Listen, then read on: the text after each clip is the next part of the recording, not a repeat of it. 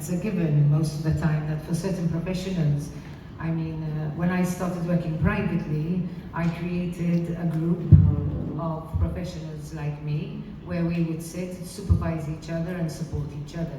When I was, in fact I had the pleasure of working with Paul when we were at Caritas and we were in a management level, and he was, I think one of the most, I learned a lot how important it is to be able to sit with your colleagues. I think that needs to be not a one-off. I think it needs to be part and parcel, that when you are, especially the higher position you have, the more responsibility you have, the more you tend to end up a bit alone.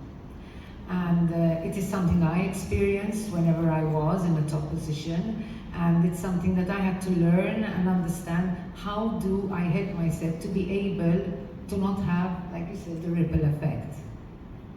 So especially when you are in a position where you are so high that you end up a bit alone because you have a position that's a bit alone, it's just one position, that's where you have to create an opening for you to be able to either meet colleagues on a regular basis, to just talk about how are you doing, not just about work.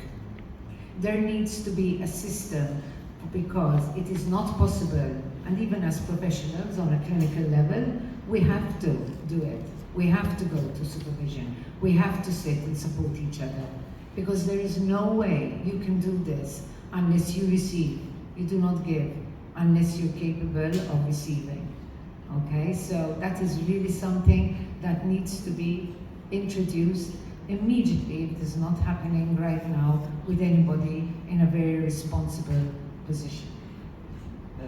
Just to add to this, actually, in my company we have a ritual that happens every Monday morning. So we call it TGIM, which is 10 Audits Monday, and we meet. And it's actually called that, the TGIM meeting. And it's a meeting where we visit the three pillars of the business, right? The strategic, the operational, and the relational.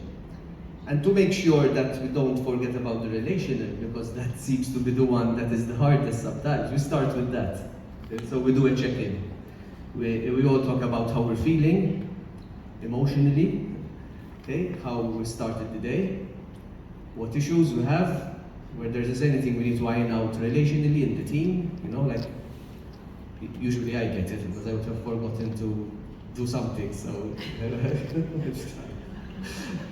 bottleneck, but it's amazing how it really brings us to, we're a group of 8 professionals, so it's a small company, and I think that's a luxury, right, because you have, I say we have speedboats, cabin cruisers, liners and super tankers. The smaller you are, the easier it is to do this. So I admit that it's easier. But it makes a difference, you know, and we can do this in our small teams that we really look after, and that there is the relational aspect, because usually we're so bogged down with operational that we dive straight into it, and that relational part is critical. And with hybrid and remote working, it's a bit of a challenge. So although people want it and it's good to have that, but it also impacts the sense of community and the human social capital that we create between us.